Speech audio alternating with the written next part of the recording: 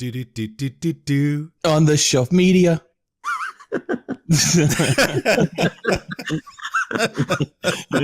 Your theme song has been stuck in our heads for weeks. You have no idea how catchy that little thing is. We go over it, we're like, it's so simple and silly that it gets stuck in your head. It's like the perfect marketing. So if you haven't guessed already, we've got a special guest with us today. Welcome back to On the Shelf, JP. Thank you so much. Happy to be back. We are happy to have you. Something happened a few days ago, huh? Yes, it did. And I think we're going to be talking about it today. Yeah, quite a bit. That direct was something else.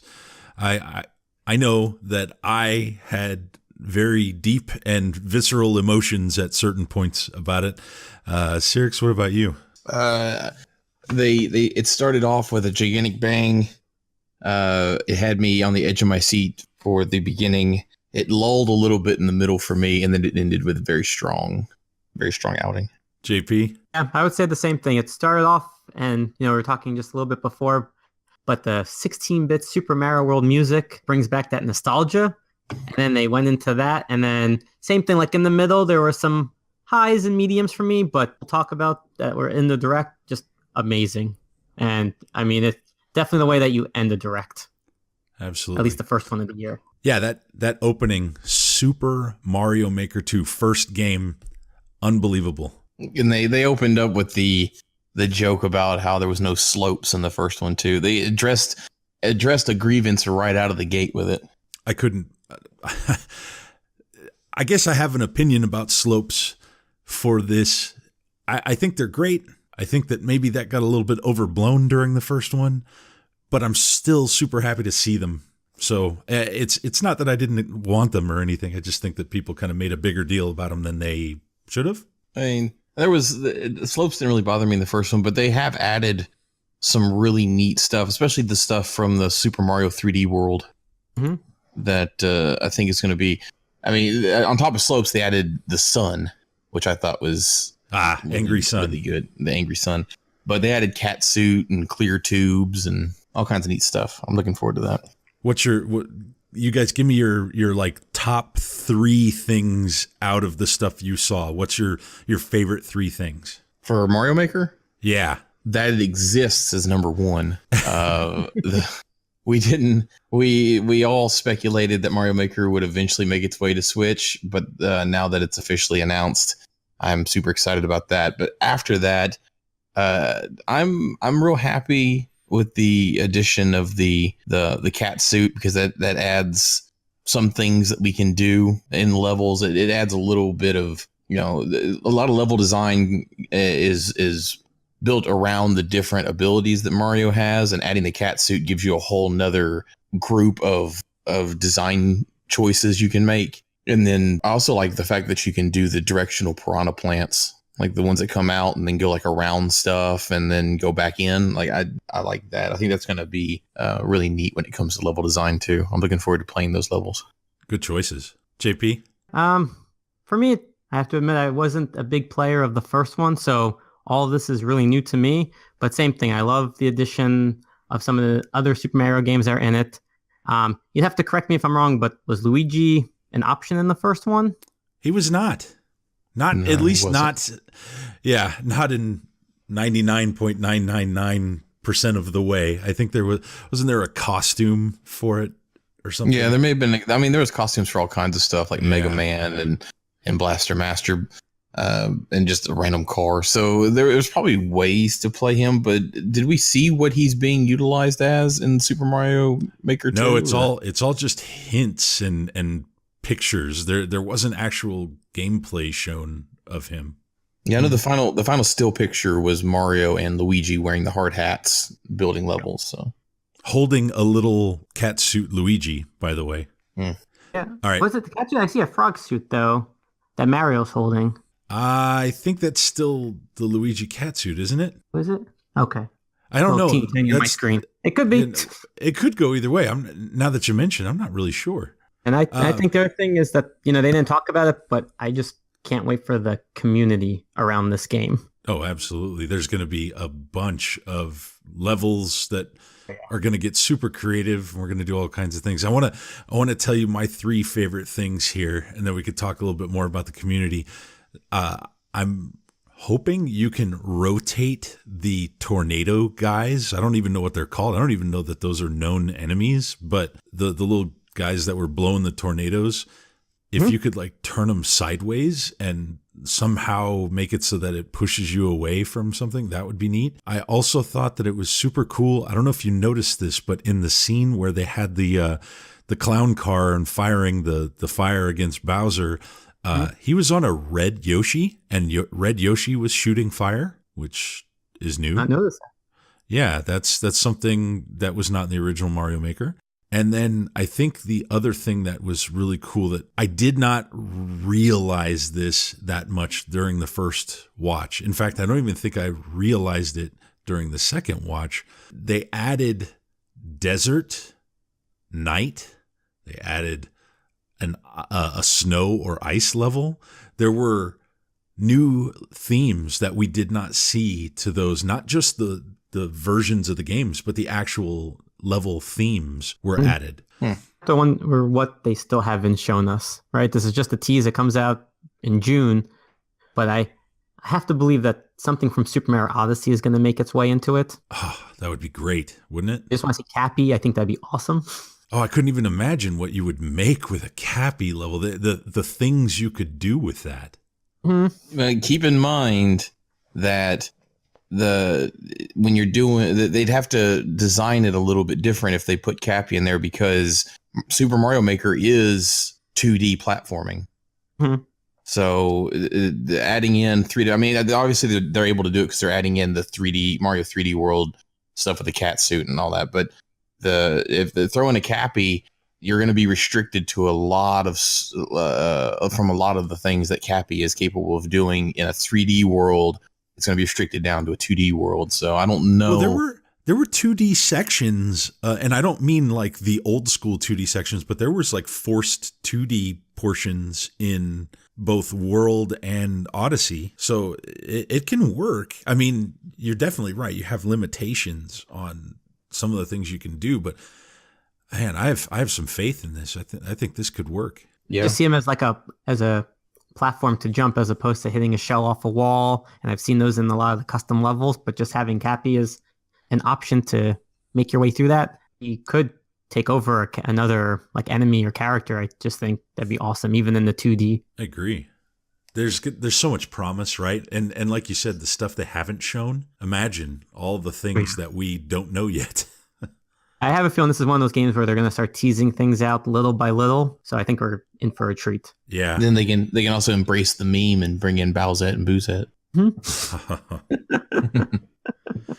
I don't even know what to say. Oh, and another cool piece of that was custom scroll, like the ability to set the scroll. And if you notice, it's not just like the direction or anything, it's the speed. It had little like one triangle for like one speed, and another one had 2 triangles signifying like a faster speed. Yeah, auto scrolling levels is what everybody loves. Well, I think if they're done right, you'd be able to do something really neat with it. And I also thought it was kind of I don't want to say intuitive, but it's kind of they're using a wheel system when it comes to picking what you're going to place. They're using different. I guess the wheel's probably going to be maybe the left stick or the right stick. It's going to be one of the sticks, and then you cycle through them, different wheels. You pick which wheel you want to use, and then you probably use your stick to pick which item on the wheel you want to select. Yeah, I'd imagine that's going to help with all the people that were complaining about, well, you can't do it on one screen. You kind of can. I mean, Scribblenauts attempted it. I'm not going to look at Scribblenauts as a shining example of anything on these latest things they've got. But, man, there's so much you could just dive right into with regards to this game. And I'm sure we're going to just consume so much more over the coming months, because now June feels like an eternity away, to be honest. Yeah. That really, direct, yeah, it does. Yeah, and what's funny, and we'll get to it later, but a lot of these games they didn't give the specific dates for. They gave like summer, fall, all that stuff. The furthest one out that they gave was August 30th. Astral Chains. Which was Astral Chains, which we'll get to. But so August 30th is the furthest one out. So now the people who are looking forward to that now have to wait, 6 months to get it. Whereas for this one that is really hitting for me, I have to wait 4 months, and I'm dying for that. So I can't imagine the ones who are looking for Astral Chain. Yeah. Do you think with Mario Maker, you think we're going to see a custom console released? I think we'll get a bundle, but I don't think we'll get a custom console. I don't know. As I mentioned on Twitter the other day, Mario Maker was a system seller. That the Wii U was pretty much at death's door when that game came out, and it effectively gave the system another year and a half of life. Okay, so all right. Well, let me rephrase what I was saying. I don't think we're going to get a custom console with it. We may get like what we got previously with some where they had special docks and special Joy-Cons, but I don't think we're going to get the back design console like Diablo had the back design.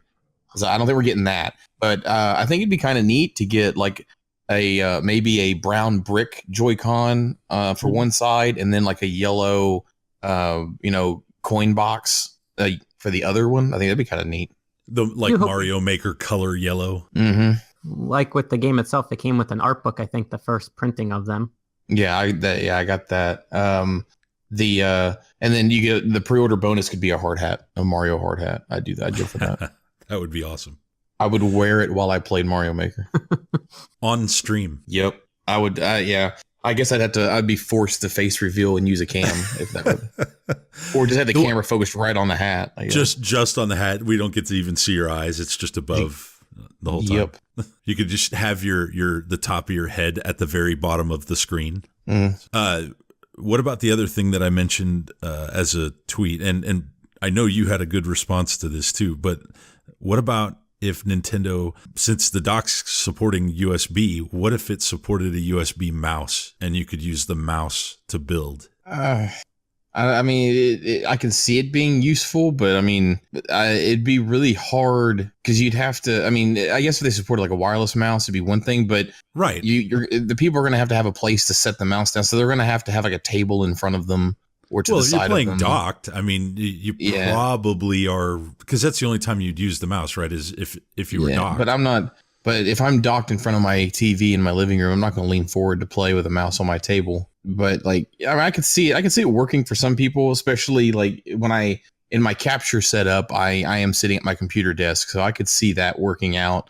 Having an extra mouse on my desk is kind of weird, but that's just me. That's a personal problem. But my response was that they gave a firmware update that allowed us to utilize Mirrorcast and use our Wii U gamepads. I think that would be really nice. I don't see it happening, but I think that would be really nice. I just don't see the feasibility there. Like, Nintendo's just not going to go back and make that happen. I mean, I know that's pessimistic, but I don't think it's in the cards. It's a shame because it would be really cool. Yeah, and it would move Wii U. It would be a system seller for the Switch and the Wii U at that point.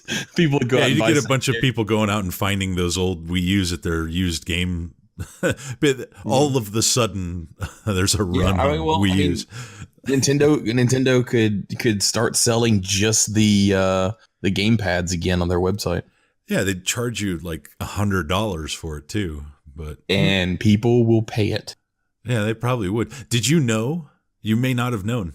Did you know the original Mario Maker supported a USB keyboard? Did not. No, I did not know that. I went out and bought a cheap USB keyboard when I found out, just so that I could type in the level codes faster, because this was before some of the tools for Twitch that automated that, and before they had some of the further website development. So the easy way to enter codes was to buy a USB keyboard, plug it in to the Wii U, and then just type away. And you could enter codes way faster that way than you could using the gamepad or the touchpad. Oh, I maybe it's because I don't type like normal people. I don't use home row, so I didn't really have a problem using the gamepad to put in codes fast. You're a hunt and peck kind of guy? Well, I don't have to look at the keyboard, but yeah, my fingers, I don't know, maybe I intuitively know. It comes from years of programming. I don't even look at the keyboard, but I don't use home row.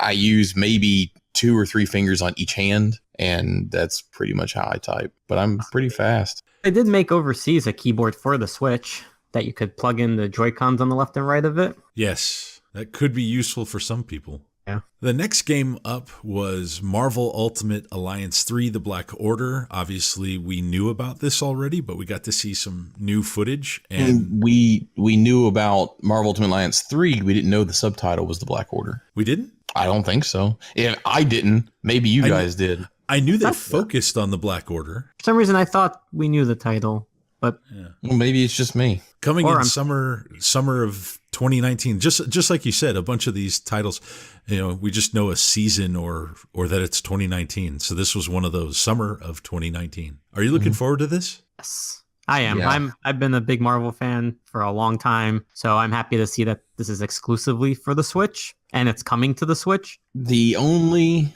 thing about it that, I mean, I'm looking forward to it. I'm excited about it. The only thing that I have to complain about is in all the videos and screenshots, and maybe I'm overlooking it, I just have not seen Deadpool, and I really want it. He's the one actually controlling the trailer. He's playing the game. Yeah. I mean, he is in Marvel Lego superheroes.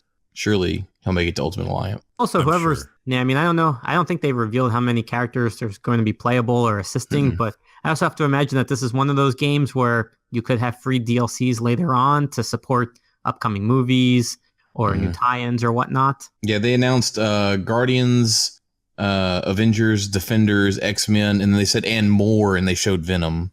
Yeah. We have that, and then we also had Thanos and the Black Order. I'm hoping this is a big cast because the screenshot that they show where all the characters are together doesn't look that big. I'm hoping that what they're showing is not the only playable characters. I think they're only showing us what they want us to see currently. Yeah, that makes sense. The next one up here was Box Boy and Box Girl. Now, this is a HAL Labs game due on...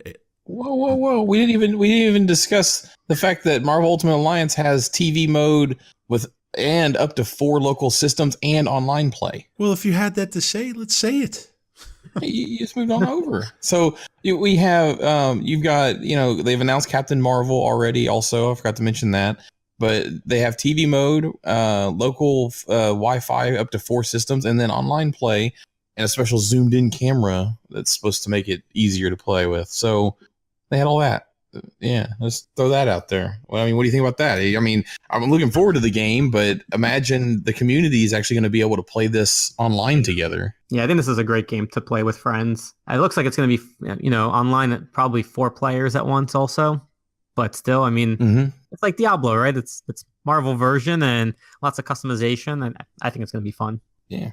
So we have Box Boy and Box Girl due out on April 26th of this year, and this is a HAL Laboratory game. This will be kind of neat for those people that have never played Box Boy before, if you're into these kinds of puzzles. There's a new game, new puzzles, 2 players, because they added in Box Girl, a new game plus mode, sort of, where they added QD, which is the tall one, and in total, 270 stages. That's a lot of stages. Yep. Is Box Boy the rare amiibo that everybody looks for? It is, and that cube, and that's the thing that I was gonna. Isn't it? I think I thought it was like Cube or QB. I thought was what it was called. Maybe it's just Box Boy, but yeah, I think so. Which it leads to the question of, with all the amiibo reprints they're doing, especially with Smash, could we possibly see this amiibo getting reprinted and released in the States? I'd say almost certainly. I hope for a bundle. Like a Mega Man 11 bundle. Put them together. No, you're hoping this game comes physically. Well, we all are, but no, I am. I mean, we all are technically, but I don't know. It said specifically eShop, which doesn't necessarily mean anything. But I don't know that Box Boy is going to. I don't know if it's the type of game that they would do that with. I mean, here's hoping. To jump ahead, but if Disney Tsum Tsum could be getting a physical, I have to imagine that there's a possibility that this could be either a store exclusive maybe, or it may just surprise us with a physical. But yeah, I'm thinking it's probably going to be an eShop title. Yeah, I'm not really sure. Doesn't mean we can't have an amiibo though. Yeah, I'd say the amiibo is probably likely. I don't know about a physical copy of the game. Next up, we had Smash version 3. If you want to move into that, I'm trying to help you out here, Soul. I'm sorry. Sorry. That one needed a lot of help. But this one's due before the end of April, and no. Joker and Challenge Pack 1 is due by the end of April. They didn't say everything was due by the end of April. They just said spring of 2019. Challenge Pack 1, they said by the end of April. Maybe I misheard that. Okay. So version 3 is coming in the spring, but Challenger Pack 1 is coming in by the end of April. And we should find out more about who else is in the Challenger Pack eventually, but they didn't really tell us much. I'm surprised they didn't tell us more about who else was in. Well, with all of the other direct footage that has been dedicated to Smash, you'd think that they would spend 45 more minutes on it. Yeah. Yeah, this was nothing really, except for the backside and the upper torso of Joker. It was very vague. They did on the tail end of it now tell us what we already knew. Basically, that's Snake, Simon Belmont, Squirtle, Pokemon Trainer, and Ivysaur were getting an amiibo. And in Japan, they did open up those pre-orders already, so we should be seeing them soon. Because we got Daisy and we got Ken that opened up this week. And then in Japan, I saw already Snake, Simon, and Ivysaur. Yeah, and then we also had like 4 or 5 come out like yesterday. Yep. I'm just hoping that we don't see any more store exclusives for these amiibos. By the way, I did confirm that the new Cloud Player 2 is different than the original GameStop exclusive Cloud Player 2. I'll see you guys later. It's just the case. The case is a little bit different. It has a red Nintendo symbol on the new one, and the old one was a white banner across, and there's like a little bit of wording different. I regret walking by it at Best Buy on Friday. I pointed it out on Twitter. You can't blame anybody but yourself. Yeah. All right. After that, they brought up Captain Toad Treasure Tracker, and this was like a 2-part update. So the first was a free update where everything can be 2-player co-op, which was really neat. I thought that was a cool idea. And then, I'm assuming it's local co-op, though. I don't know. It didn't really specify. You're probably right, but I feel like if it was online, they would have said online. Probably. The other half of that was some paid DLC that's due March 14th, 2019, obviously. What do you think of that extra DLC? If you pre-order the DLC now, you get 1 course of it and the rest of it on March 14th. And they also announced that there would be a bundle available in the eShop that you could buy the DLC and the game together. So it's kind of neat. I enjoyed Captain Toad Treasure Tracker. I played through it. I 100%ed the main episodes and then started working on the special stuff, which I didn't fully complete yet. So it's an excuse to go back to that. And I've got plenty of coins, eShop coins from all my physical games that I won't have to pay any real money. I just like seeing Wii U titles get a second life on the Switch for people playing for the first time, but also for people who enjoyed it. They're now getting even more content. And Captain Toad was very popular when it came out on the Wii U, so I'm sure a lot of people are happy to see that they're still adding content to that. So I wasn't even expecting it. It's kind of interesting. Yeah. Bloodstained Ritual of the Night was the next one. And again, one of those titles where they said just summer of 2019. I was kind of hoping for a date on this one, but it looked really nice. I mean, visually, this is the Castlevania we deserve. Yeah, I'm one of the ones that backed it when it was crowdfunded.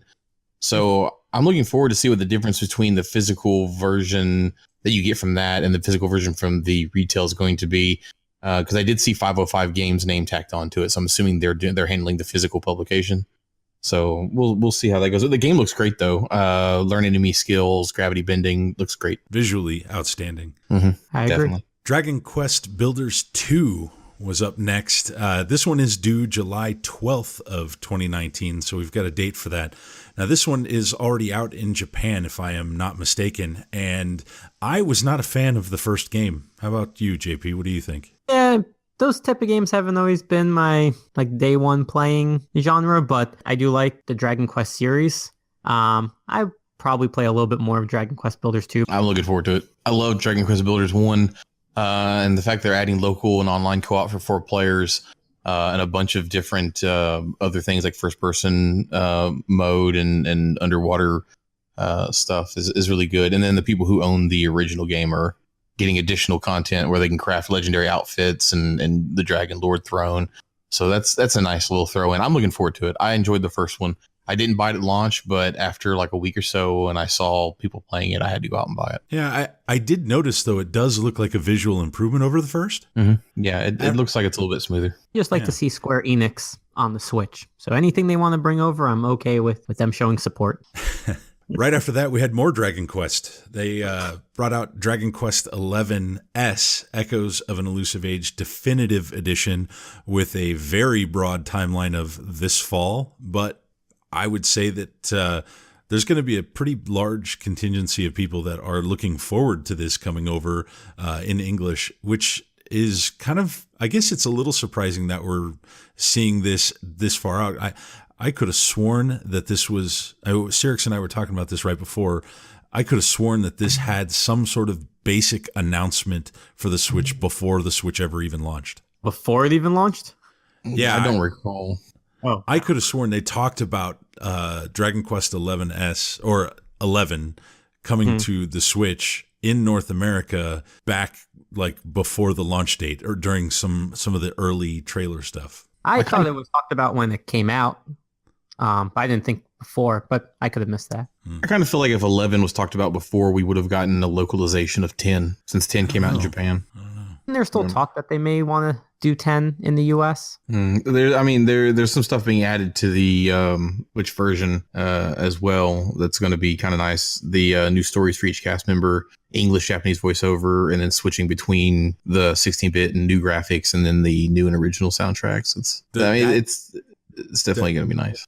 Yeah, that switching between the old school and new school during the overworld walk was really cool. Nice throwback. I just want to see if they're going to be able to fit this entire title on the spine. That's going to be a lot of words. Yeah. There's a game that has almost hit that limit, so I think this may beat it. Yeah. I was just thinking, as you were reading off the title, I was just like, that's a lot of characters. It is. And if there's going to be some games that kind of have to break the font rules on the spine, you'd think one of these would be it. They love their words for these games. The next one up was, I guess, totally strange and felt very out of place for me in the entire thing. Disney Tsum Tsum Festival, you mentioned this earlier, just a basic date of 2019, sometime this year. I don't even know what to make of this game. It's obviously not for me. This is the game that they should have opened the direct with, in my opinion. No, I'm just kidding. I think it's great that, you get more kid-supported games. I think it is odd that they chose this one in a 37-minute direct to focus on. I think it's even odder that we're getting a physical of it. This screamed eShop title to me, but Namco Bandai's name is on it, so here we are. Man, I think Disney probably had a hand in it getting physical more than likely. It's a 4-player party game, which is nice. Local and online. The online is a big thing. Like a lot of these party games don't get very good online support. Like Mario Party's online was kind of cheesy. And then one thing that I do want to point out is that for their puzzles, which are also 2-player local and online competitive, they showed it being played in portrait mode. Yeah, Tate mode. Mm-hmm. That was interesting. Obviously, that'll make it flip grip compatible if the unit spins the same direction as the flip grip. I did not notice which side is which. I should go back and look at that. After Tsum Tsum, we had some DLC for Starlink Battle for Atlas, focused on the Star Fox side of things. I just want to point out that when we talked about Starlink previously, and I said, let Ubisoft give us an actual Star Fox game, this is not what I was talking about. But it's pretty damn nice the way that they're doing this. It is great. I love that they're doing this, adding additional story for Star Wolf and his lieutenants, and then the Star Fox team getting to play as each member of the Star Fox team with their own unique trees and abilities. And then all members can do all missions. They also kind of briefly talked about Starship races and faction missions, which are coming also. But the DLC is not enough for me. I need a full-blown Star Fox game. Thank you. Okay, bye-bye. I don't know, man. This sort of feels like you add it all up and practically is a Star Fox game. It's not going to be long enough for me. I don't think the DLC is going to be enough content for me to feel satisfied. I'm grateful they're doing it. I loved Starlink. I enjoyed playing Starlink at launch. Kind of wish I'd waited because the price definitely dropped. But but I'm definitely glad I played it. It's a great game, and playing it at launch, I actually played it on stream and got a pretty decent crowd watching too. So it was a really fun game. I'm probably gonna go back to it later on as well. But the DLC will definitely breathe a little bit more life into it. But it was a great game to begin with. But this is not what I was talking about. I want a full blown Star Fox game like Starlink, not Star Fox game in Starlink. And I don't know if Ubisoft talked about the other consoles, but they're definitely showing support for the Switch. With this new DLC, which is obviously going to be Switch exclusive. But they didn't mention it. I'm just wondering if we're going to start seeing more coming from this. So new ships, the Star Fox characters. It's like this is round 2 now.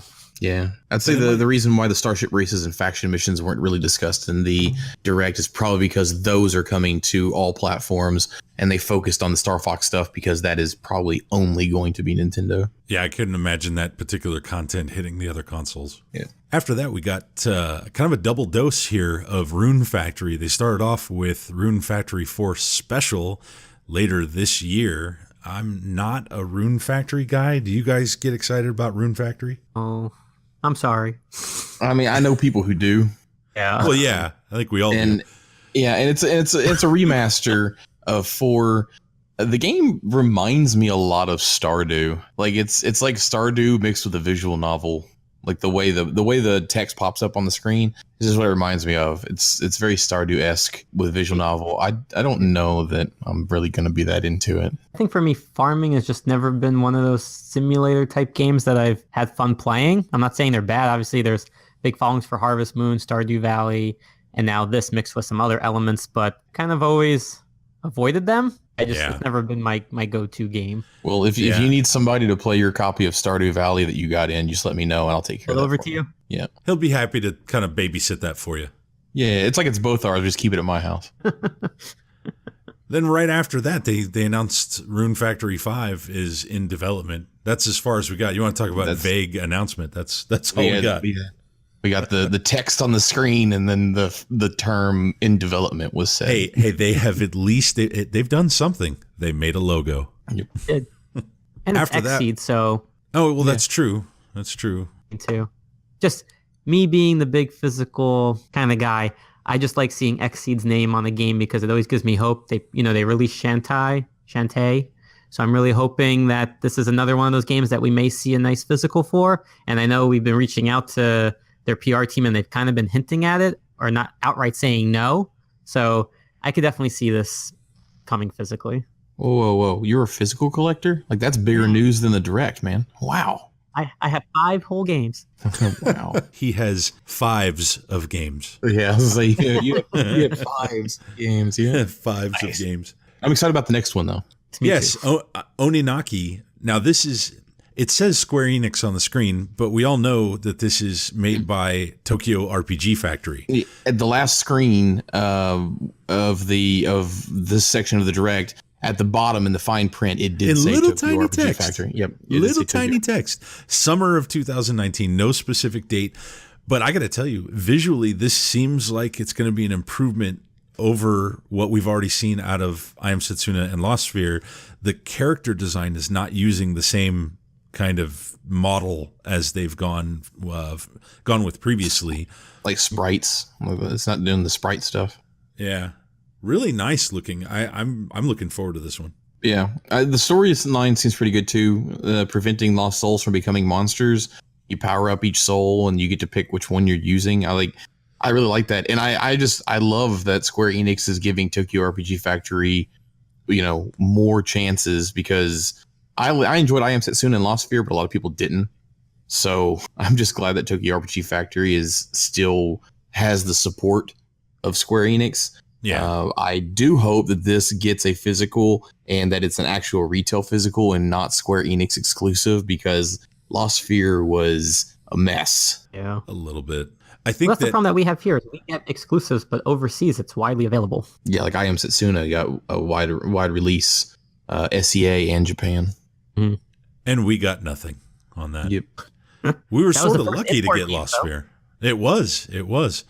That was a release day import. Yeah, in fact, I Am Setsuna was the game that I got before I even had a Switch. It's probably the reason I'm collecting at all, to be honest. I think the only complaint I had about I Am Setsuna and Lost Sphere is just that they were slow, but not just, slow as in like repetitive slow. And if they can solve that problem, I think they'll have a lot more people on board, because outside of that, most of the stuff that you would look for in a nice JRPG is there. After that was Yoshi's Crafted World with a demo available immediately after, and they gave us a date. We've got March 29th, 2019. The water in that game looks amazing. I just want to say that. Like, I was watching the clips they showed. The water looks amazing. You heard it here. That's the takeaway. Did you guys play the demo? I have did not not. played the demo yet. No. I did. I talked to somebody who did, and they said they expected it to be a lot like Yoshi's Woolly World, and just like Redux kind of feel. And he said it's not. He said it feels very unique for a Yoshi game. He was really excited about it after playing the demo. It's a good length demo. You get kind of 2 missions that you can go through, but it gave you a nice feel and intro to the game. I would highly recommend playing it. I saw the big boss fights that they had in there, and then you can collect costumes that have varying rarity. Over 180 costumes. That's kind of neat. The Labo did you one. see the Labo piano? Oh my God. Yeah. Awesome. That one was is the great. quote hard to obtain is what they said about that. Well, there's probably a reason why. They probably recognize that is a really cool costume. So I'm kind of hoping that the movement for Yoshi is a little sped up in this game. Would you, based on your experience, JP? It was more like a walk through the park kind of speed. It was very calm music. It wasn't really running very fast. But that's the game, though. I mean, it's not a game that you're going to speed through. There's so much to do in it, and there's like these little details and just the collectibles in the game, because you have flowers to collect. You have these little secret paths that you can find. So I can understand why the speed isn't going to be, I mean, for me, I don't see it as a speedrunner kind of game. It's more just all the visuals. And then the best part is you flip the board, right? So you get to the end and you flip the screen, and then you got to play in reverse. So you got to see things that were hidden behind other objects previously. So to me, this is going to be one of those games where you're really going to be looking under every nook and cranny. You're going to be trying to throw the eggs in every single direction to see kind of what they hit. It has a lot of potential. I think it's going to be fun. Yeah, I'm looking forward to it coming out. I do like the Yoshi games. I always feel like Yoshi's just a little too slow. Speaking of slow, this is about the point in the direct that it slows down to a crawl. We went into Fire Emblem 3 Houses, which is due now in July 26th, where they had said previously that it was coming out in spring, and July is obviously summer. I like Fire Emblem. I think Fire Emblem's great, and you can get super involved and just pick up battles and start getting everything kind of, meticulously torn apart and get into the story. But man, they've dragged that segment on in the direct way longer than it should be. Yeah. They could have used its own little mini direct at that point. And Fire Emblem 3 Houses could have had its own, like Smash did. It's more of the tried and true with a good story, but they went super anime with it. That's how I feel about it. Well, that's not a bad thing. I guess that depends on the audience. Some people, that's polarizing. So yeah, I don't have a problem with it, but I like tactical RPGs. I like the fact that you learn weapons, magic, and skills at the academy, and you have different job certifications and stuff like that. I've played maybe one Fire Emblem game aside from this. The one on the DS, maybe. Okay. And I was not a fan, but this one looks better to me. We'll see how I feel when I actually get it in my hands. You think of the Seasons of Warfare edition that they announced? I didn't really look. I'm not a big special edition collector. It takes a particular game to make me really buy a special edition, and I knew that Fire Emblem was not going to be that game, so I didn't really pay much attention to it. It sure as hell sold fast everywhere it popped up. Yeah, that I could talk about forever. But I don't know. it's available as of this recording on GameStop's website right now. Well, I'm sure that when you get it in your hands, we can expect a JP Switchmania unboxing of it. That one and the EU one once they open up pre-orders for that. Slight differences, but yeah, it's funny with Fire Emblem. They really seem gung-ho because Fire Emblem Warriors got the special edition treatment. Now this one gets the treatment. So somebody at Nintendo really loves Fire Emblem. Fire Emblem Warriors, you can still find those special editions. Yeah, there's no doubt there's somebody over there really, really enjoys their Fire Emblem, which is fine. I mean, there's not a problem. There's definitely an audience for it. It's just a matter. Yeah, it's just a matter of it's going to be pretty polarizing. There's going to be a lot of people that just won't play it. So it's just coming out at a time when there's so many other games coming out, and for me that has limited time, it's hard to invest in a game that requires so much of you to really enjoy it. Well, any of these Fire Emblem games like this, you need to set aside large blocks of contiguous time. You can always cut out Rocket League. Dare you, sir? That's not a part of the direct.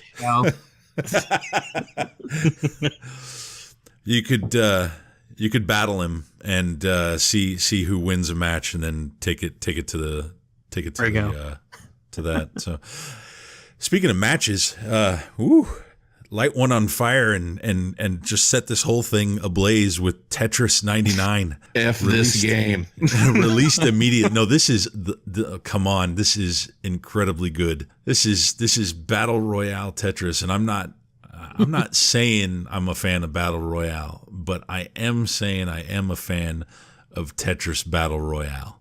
So I saw a meme on Twitter of Fortnite being murdered by Apex Legends. And in my head, I'm like, now you just need Tetris 99 to just come up from behind and push Apex Legends out the window. There's already a meme image where the Tetris 99 is the Grim Reaper at the door of Apex Legends with all of like the previous ones. Fortnite's already dead and PUBG is already dead, and there's already an image for that. The Battle Royale aspect of this is really interesting, and there's no instructions to the game, so you had to kind of figure out what in the world is going on. I played a bunch of matches. I still haven't won one yet, but I've gotten third a bunch of times. That's the closest I can get. Yeah. The highest I've gotten so far is 9. Keep playing. You'll get there. I will say, and you and I, Cyrix, talked about this, that the Pro Controller and the problems with the up button on the Pro Controller is definitely an issue in this game, because if you want to hard drop the piece, you got to hit up. And unfortunately, the Pro Controller D-pad, and by the way, the D-pad is how you're supposed to play this, is problematic and likes to trigger the up at times when it is less than fortunate for you. So I did get a chance today to try out the 8BitDo SN30 Pro on it. And from a D-pad perspective, of course, this is far better. But because of the placement of the analog sticks, holding this gamepad to play this game with the way that you're supposed to use the analog sticks in conjunction is problematic as well. So I'm not sure I have a perfect solution just yet. I do know that some people are moving to the Joy-Cons, where they're putting the Joy-Cons on the little middle thing and using that. And so I might try that. I feel like the Joy-Cons are probably the way to go, because the D-pad is 4 separate buttons. Yeah. That's probably the best possible way to do it, and so I'm going to probably try that soon. JP, how are you doing this? How are you doing it in JP? I haven't. One of our reviewers did, so we wrote up a little first impressions piece, and he really enjoyed it. He loved pretty much all the aspects that you talked about, and it's one of those games where you quickly get addicted to. Well, they did tweet out that they had like 5 million players in the first 2 hours, or 2 million players in the first 5 hours. I can't remember which one. That's a ton of people either way. Yeah. Well, I understand you not wanting to try it, because then it might dethrone Rocket League from your late night That's true. before you go to bed game. I'll just play 1 or 2 games of Tetris VR. I think can dethrone Rocket League. I'm that obsessed with it at this point. It is one of those games where it's like just one more match, and then it's 5 a.m. Very much. Both of them, actually. Tetris 99, I could see doing the same thing. Yeah, you were up late last night playing Tetris 99. I saw that. I certainly was. Probably later than I should have been. But the next game, I'm going to mention the name and when it comes out, and then I'm going to let Cyrix destroy it. Dead by Daylight was shown with a release of fall of 2019. As you are. Go ahead. Garbage. Absolutely garbage. The game itself is a great game. I was in the alpha a long time ago. I have my own little complaints about how they handled their alpha beta release process because it was pretty trash as well. The game itself is really good, and I'm sure it plays really well on other consoles. But the version they showed for the Switch looks like 100% garbage. And I'm hoping that they did that as a way to increase frame rate because the graphics that they have done looks, let's just say you can look at this game and you can tell that Panic Button did not have anything to do with it because it is absolutely ugly. And I'm going to say that before it comes out. I'm going to say that I doubt that this was for frame rate because if you watch the trailer carefully, you can see that the frames are also dropping. Sucks. Yes, yeah, I saw that too, and I'm like, it's so bad. I feel so bad saying this too because the game's a great game. Just the Switch version is going to be garbage if they don't do something. And there's another game coming up that we're going to talk about that shows you that games that are really beautiful games can be done well on the Switch. Oh no, I already know that you're talking about Hellblade. Yes, Hellblade looks amazing, and I look at the Dead by Daylight footage. I'm like, this is trash. Why does Hellblade look so good and Dead by Daylight looks so bad? I think it's an early build though. I'm hoping that's what it was, and they just wanted to have something to show because it's not unlike them to do this because when they were in alpha, like PAX came up and they rushed everything to show it at PAX. So maybe they're in like alpha stages on Switch and they rushed it to show it at the Direct. I don't know, but if it comes out the way it looked in the Direct, I hope it does not get a physical release just so I don't have to buy it. It is absolutely ugly. I hate to say this, but I don't know if you saw my tweet the other day. I saw your tweet. I'm hoping you're wrong. Don't want to ruin your day. Yeah, that game did not look good. It did not look good. So after that, Deltarune Chapter 1. So only one chapter right now. February 28th is when that's going to be available with more chapters in development. However, nice little asterisk there. Those will not be free to play. So we could have set that up so nicely. You could have been like episode 1 out 228. I would have been like for free.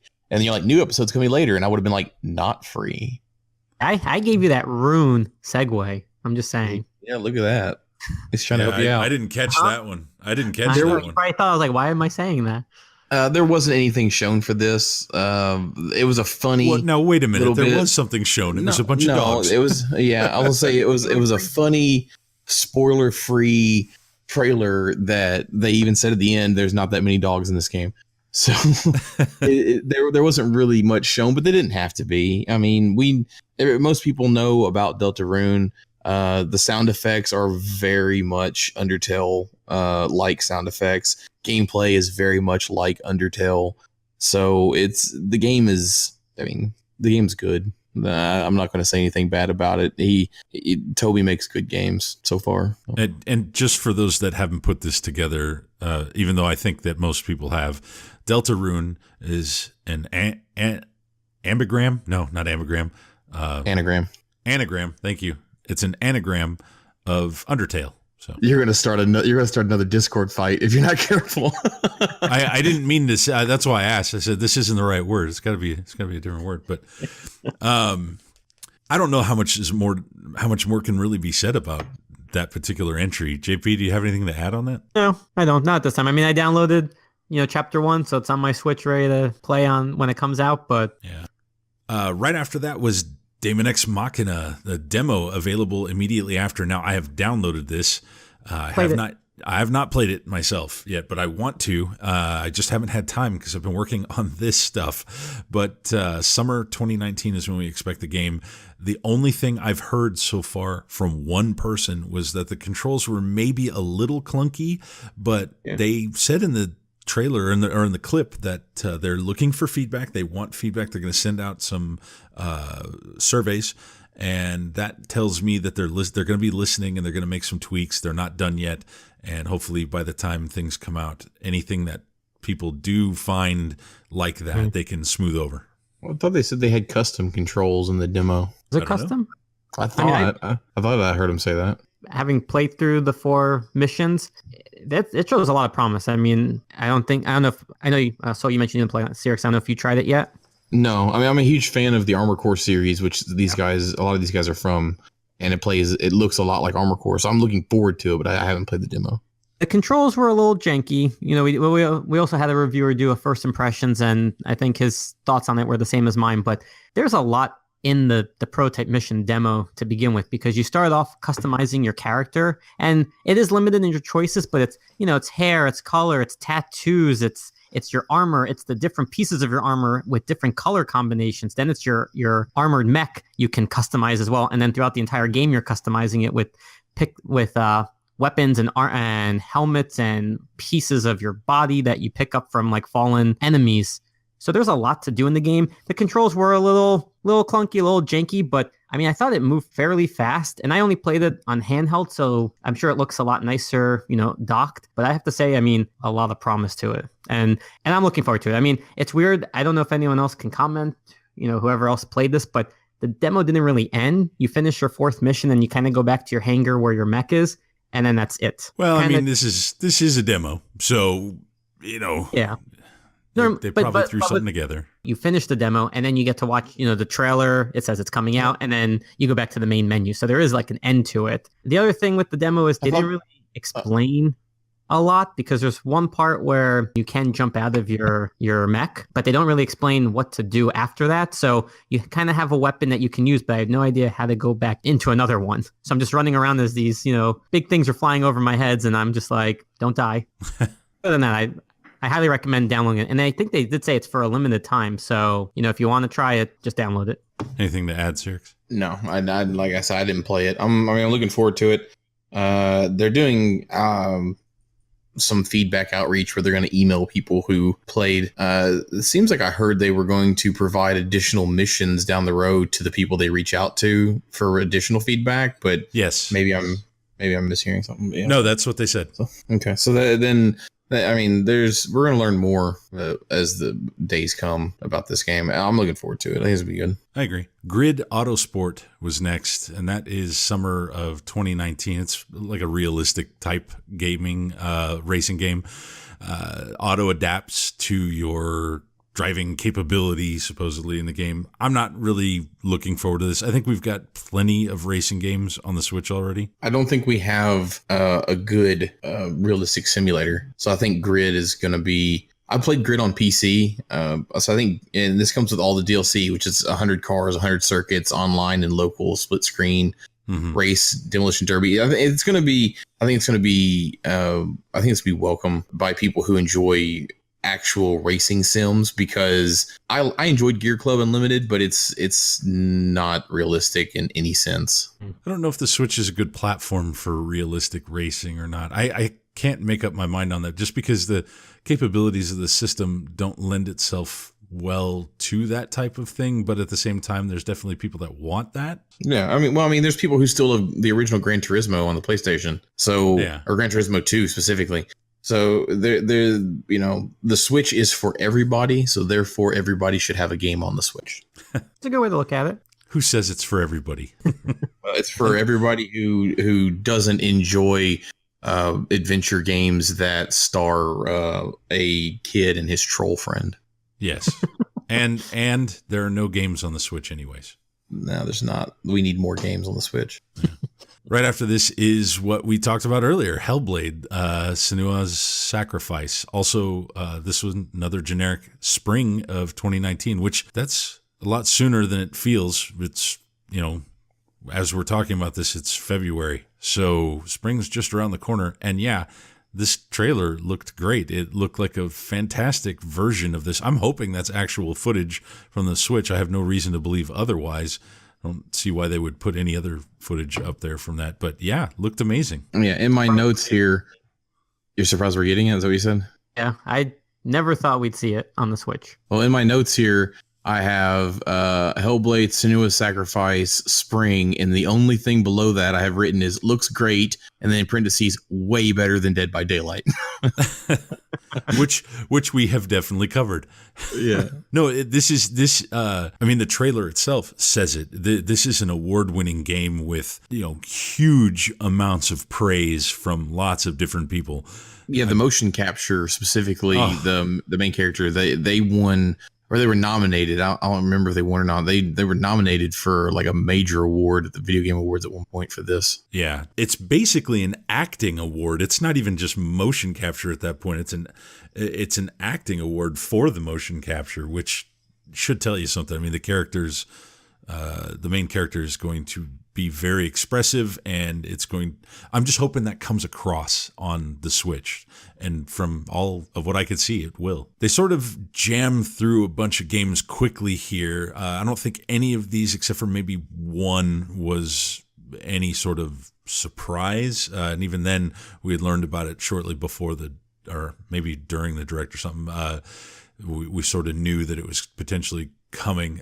So this was first one up was Mortal Kombat 11, which obviously we did know. And that's going to be April 23rd, multi-platform release. I'm looking forward to Mortal Kombat on the Switch. Graphics are a little bit toned down, but I am still looking forward to it. I'm excited for Mortal Kombat. Fight stick. Yep. Yeah, I got my fight stick here. Actually, I have a 360 fight stick because I just bought Mortal Kombat 10 on the PC, and I've been using my 360 fight stick on that to prepare myself to play 11. I'm super excited for 11. I will say that I am disappointed that the special edition for it, which is a GameStop exclusive, one costs $300, which is way too much money, and two is not coming to the Switch because it comes with an actual full-size Scorpion helmet, and I want that so bad, but not bad enough to pay $300 on another platform for. It's a shame about that. You a Mortal Kombat player, JP? Yeah, I mean, I haven't kept up with the whole series through the years, but I played it on the Game Gear. It was nice. No, I'm kidding. I really love the Mortal Kombat mythology, Sub-Zero.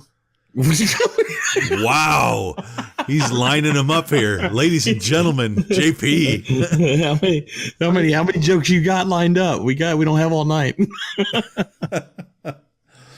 I'm sure he was a big fan of the Game Boy Advance edition.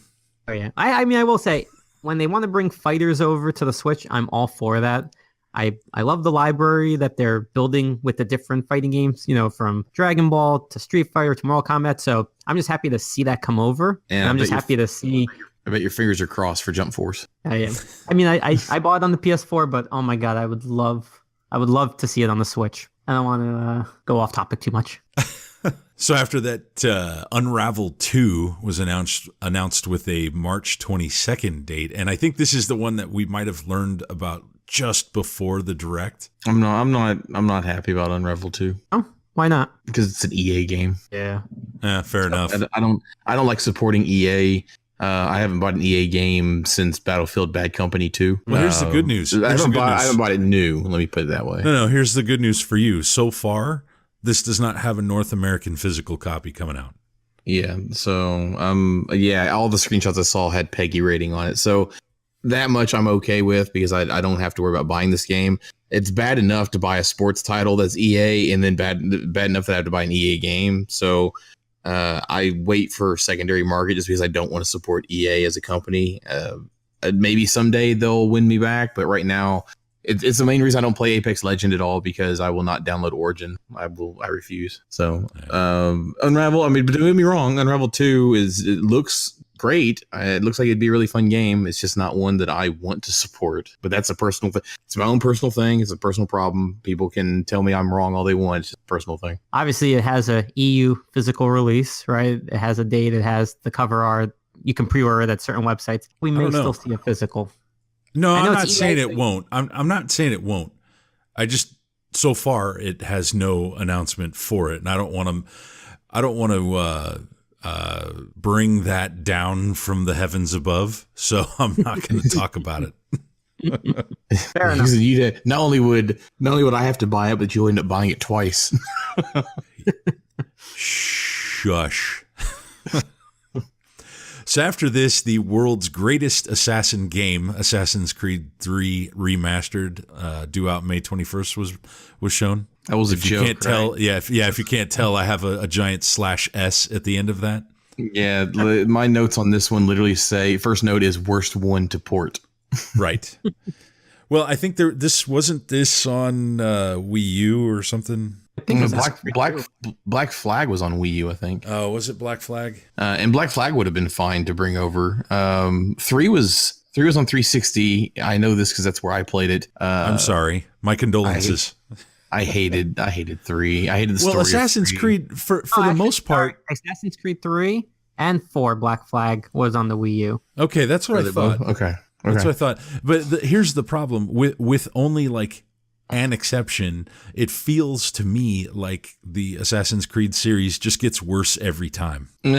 Odyssey and the one before it kind of did okay, but this one comes with Assassin's Creed Liberation and all the DLC, so it's got that going for it. But I will say that if they wanted people to get excited about it, they should have either done Black Flag or they should have done a trilogy of the Ezio Auditore trilogy. That would have been the good one. Ezio Auditore de Firenze would have been all 3 of them would have been perfect. And that would have been way better than Assassin's Creed 3. You never know what we're going to get. Maybe that'll come later. Maybe. Just to see Assassin's Creed make its way to the Switch. Yeah, I mean, Assassin's Creed, I'm glad that it's coming over. I just wish they would have. I mean, it's bad enough that 3 is pretty old now at this point. We've had like 6 games since 3. So it's kind of old since then, and the only old game, it's a weird choice. Assassin's Creed, yeah, and the only old one that I'm even willing to try again is going to be 2 and the trilogy of 2. Mm-hmm. Yeah, so it's a weird choice, I guess. Yeah. Let me ask you, both of you, I'm just curious of your opinions. What are your thoughts on games coming out with definitive remastered editions later on the Switch than on the previous consoles? Do you like? I mean, ignoring Assassin's Creed per se, but are you fans of that? Do you wish they would just come out, Well, I mean, as far as I'm concerned, the fact that we're getting a bunch of these on the Switch at all for some of these titles is somewhat surprising, and I'm just happy that we're getting them. I want to see everything on the Switch. Not necessarily, but you know what I mean. I want a large portion of these games to come over. I could have done without the version of Ark that we got. We just talked about that earlier in the day or yesterday, but yeah, we discussed it. Yeah, I mean, for the most part, sure, bring over everything, and if this is the way to do it, then do it. No qualms about that necessarily. The next one is one that a ton of people are really wanting, but I think a lot of people really would like to see this on a physical cartridge just because of what it is. God, yes. Final Fantasy VII, due out March 26th. Yes, please. I thought this was going to be released that day. Yeah, I'm excited for it. Anyway, I'm looking forward to playing Final Fantasy VII for the millionth time. But this time it's going to be on a Nintendo console. That's going to be great. Final Fantasy VII for me is, I'm one of those fanboys that is going to say that 7 is the best Final Fantasy in my opinion. But that's just because it's the main one that got me into gaming. It was my first RPG. Wow. What? His first RPG, he said. Yeah, I mean, first nice. JRPG. I mean, I missed the whole Super Nintendo era. I was more Mario at the time, but when I got my PlayStation 1, this was one of 3 of my launch titles, aside from Crash Bandicoot and Oddworld, Abe's Odyssey. I picked up those 2 with Final Fantasy VII the same day. It was the first JRPG I ever played, and yeah, it holds a special place for me. I've played it multiple times, but I think it holds the test of time, and now to play it on the Switch, even better for me. Yeah, it was the 3rd game I got on my PlayStation as well. Must have shopped at the same store. Maybe. I think, maybe we could all just kind of pray to the small print publisher gods, and maybe one of them will just happen to get a deal to pick that up. So They'd have to pay Square out the yin yang to get rights to print a Final Fantasy, I think. I don't know. There's a possibility. We'll see. Make it happen. Another couple of Final Fantasy entries. Chocobo's Mystery Dungeon Everybody, March 20th, actually coming out just a few more days, like a week before Final Fantasy 7. I mean, that one is getting a physical overseas, I think. Yeah, just not here. Yeah. Makes no sense to me. Yeah. Well, Play Asia will be your friend. Call up Hardy Pace and tell him you need a copy. I have it pre-ordered. I'm ready for it. Same. Chocobo's Mystery Dungeon is one of the ones that, as a kid, I really wanted to play, and I just never had the money to buy it. And now? And now, as an adult, I am strapped for cash because of all the other games I've bought on Switch, so we'll see how it goes. Final Fantasy IX became available immediately after the Direct. How about that? We got 9 before we got 7, of course. Yeah, sadly, though, it appears to be the mobile port, and it has, like, really bad sound bugs. Gives me a lot of promise for some of the other stuff they got coming. Yeah. Well, I mean, 7, I don't think is going to have the same issues because 7's been on multi-platform for a long time. 9 just started getting re-released. So I know, but 7 wasn't necessarily great on Windows either. I didn't have a problem with it on Windows. The original Windows release, you're talking about the new Steam edition? No, the original one. It wasn't a smooth release then either, and it had some bugs. Yeah. And some weird texture issues too, where like textures weren't aligned correctly. No. 9 is a good game to me. I remember playing it when it first came out. I remember the strategy guide came out and they were trying to do the go to playonline.com crap, and that the remastered guy that had to put all that stuff back into it. Yeah, and unfortunately I didn't buy it when it was available, and now it's like $300. I feel your pain. I'm the same. After that, we got a good look at something new. Astral Chain by Platinum Games. How about that? Due out August 30th. You mentioned that earlier. Man, this looks interesting. It's different, and you know, we got to see some kind of neat conceptual gameplay. But I had this one weird thing that stuck out in my head about this. Towards the end, the dialogue that was said after the footage was shown made me think that they are misleading us by saying that you get to play as 2 people. I don't know if you caught on to that. Yeah, he was like, it appears that you get to play as 2. Yeah. That made me think that there's something else going on, and then I started thinking about the idea that astral, you know, the astral plane. So is this saying that only one of those people is in the physical world? Because it looks like when they're fighting, the astral projection comes out and then can disappear. Right. Very interesting. Kind of human, and then the astrals may be more automatic. Yeah, I'm not really sure. There's a lot to be discovered, I think. Yep. If anything ever streamed anime, this is it for me. Well, I mean, yeah, it did have it reminded me a lot of Devil May Cry, to be honest, but which may be may have something to do with the fact that Hideki Kamiya is on this. So when I saw that he was on as a supervising role, I got excited because Kamiya-san is one of my favorites. I dare not tell him so on Twitter, but for he shall block you, for I shall be squashed as an insect. But I love pretty much everything that has his name attached. I think it's interesting concept that what we saw and who's involved, and I know that as that gets closer, we'll probably see more. There'll be some neat information that comes out. Little asterisk next to this, even though they didn't show anything, they just made a very brief mention about Bayo 3 that coming along. Work.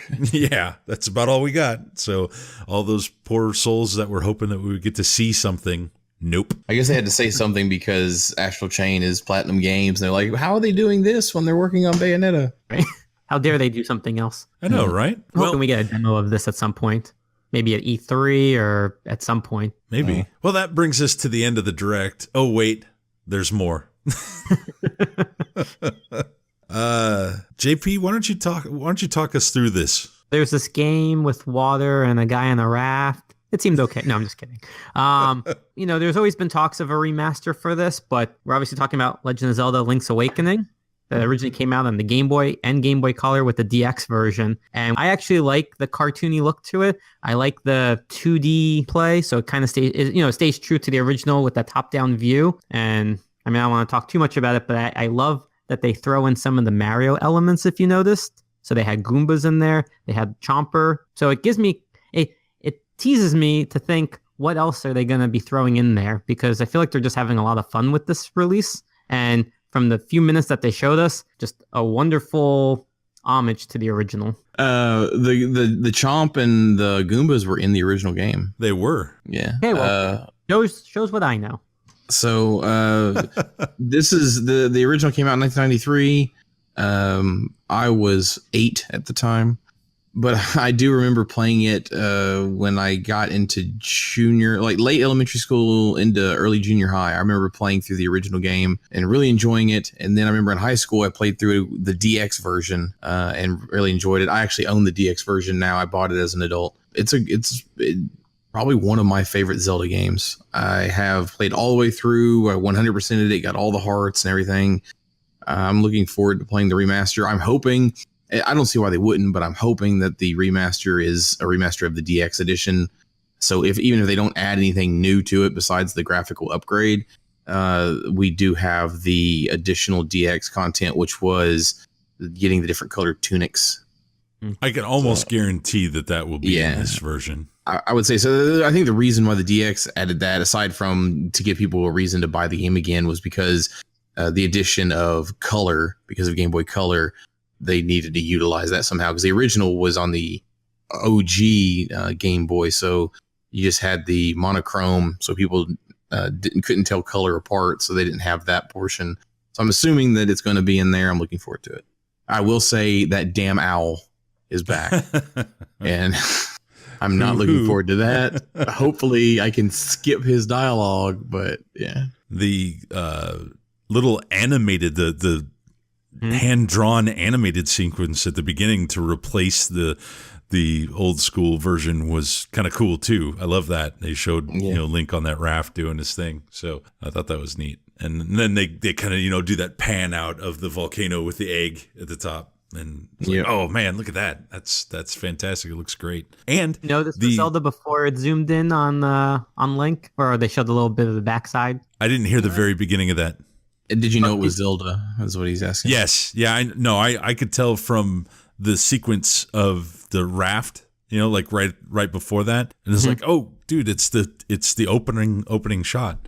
But I also thought that they were going to stop the direct right after they showed the volcano with the egg. I did not think we were going to get to see gameplay. Yeah, right? See, they also said it's coming in 2019. The fact that we're seeing gameplay gives me hope that it's going to be sooner rather than later. You think we'll see a special edition? If we do, I'll be buying it. That's for sure. And I'll go ahead and give you and our listeners a forewarning in case you either don't remember or didn't play it before.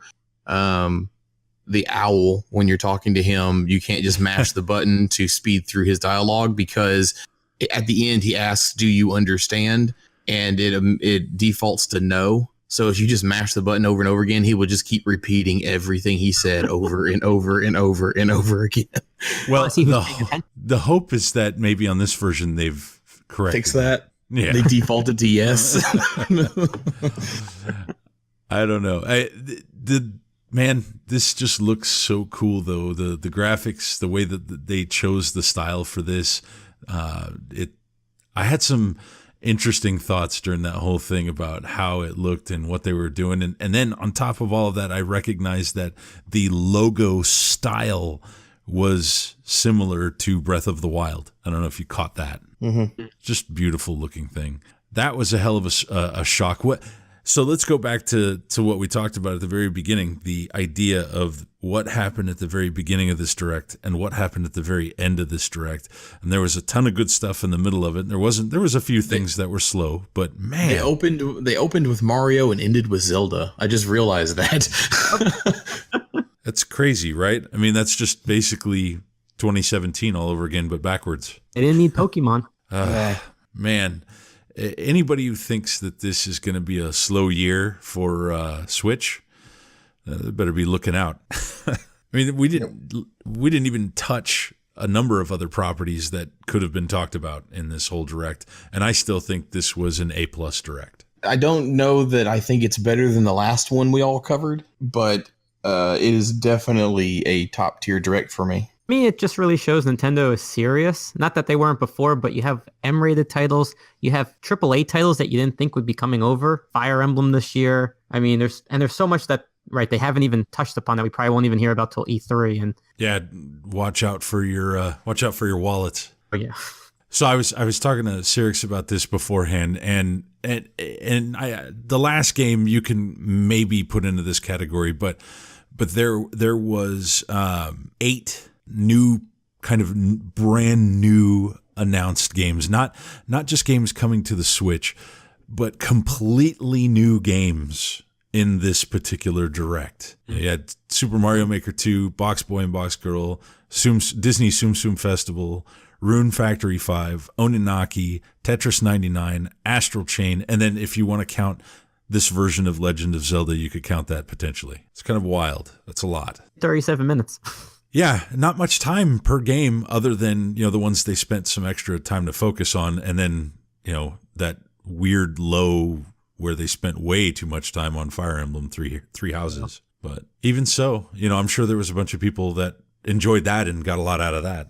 If you had to pick, JP, what's your number one out of all of this of what you're looking to get? Oh, I'm not going to count Zelda because I think that's everybody's. But for me, Astral Chain. I love the look of it. I love the speed of it. I like that it seems like it's going to be a very big story. I like when they were panning and they were showing the different environments where they were just kind of standing on the balcony. You see the different cities and whatnot. So this looks to be a big game, and this just fits it for me. So Astral Chain would probably be my number one takeaway. Cyrix, what about you? Do you have to ask? Aside from Disney Tsum Tsum. No, aside from Super Mario Maker 2. Aside from Super Mario, I'm going to say probably Dead by Daylight. Aside from the game you want to bash constantly. No. I'm probably looking forward to getting my hands on Zelda. I mean, if you want me to avoid Zelda as an obvious choice outside of Mario Maker, I'm excited that Final Fantasy VII is coming to the Switch, but it's definitely Zelda for me for sure. Okay, Oninaki is up there. So if you want to go for like the ones I didn't know about that are left field and not obvious, Oninaki, but Zelda is going to be my choice if you could let me have it. Yeah, I mean, I'm trying to avoid the two big ones here, the opener and closer, just because. But I think everybody's seeing both of those as being huge pull for everyone. Outside of those, I'm going to go with Tetris 99. I was pleasantly surprised, and having played some of it, I was like, wow, this is great. This is fantastic. So one of the reason I ask is that this sort of brings a little something for everybody. I mentioned earlier how I thought Disney Tsum Tsum was out of place. And compared to the rest of the games that were listed, it was. However, it does fill that niche. It if there was somebody who was kind of hoping there would be something like that, a party game or a Disney property or whatever flavor of that you want to see, they filled it with that too. So a lot of people got a lot of things. I think, even sports, we got a racing game in there. There's all kinds of different properties in this, and I don't see how anybody could have been completely left out. Visual novel, maybe. Mm-hmm. The Rune Factory kind of covers that. Sort of. I mean, there's just so much. And I would imagine that, even a person who was like looking for a visual novel probably got something else out of it somewhere else in the direct, But overall, good stuff. I give it an A+. Cyrix, what do you think? What's your rank? I give it a solid 5 out of 7. A solid, perfect 5 out of 7. JP? Since we're all doing different metrics, I give it a square out of a circle. No, I'm just kidding. I give it an A+. Like I said, I loved it. Yeah, the middle lulled, but overall, it was very entertaining. And I don't know if many people know this, but I had to watch this on mute when it first premiered because I was in a meeting. So if my manager's listening, now he knows the truth. But even on mute with a half-closed laptop screen, it was amazing. And then watching it with sound on a full screen, even better. So A+, And now that they Excellent. know, you jumping out of your chair and dancing around the room makes a lot more sense. A lot more sense. Yeah, that's so weird that you would have done that too. I don't know why you know were what? doing that. Yeah. Well, Get I excited do about want I do want to thank you for coming back and dissecting this direct with us again. Oh, it's my pleasure. I'm very happy to be back, and thank you for inviting me. Most definitely. Most definitely. We're going to have you talk to us in just a little bit again about the upcoming anniversary podcast. So if you guys are watching this, JP is going to join us for that. And we're going to talk a little bit about the Switch in its second year. Awesome. Great. We'll see you soon. Bye.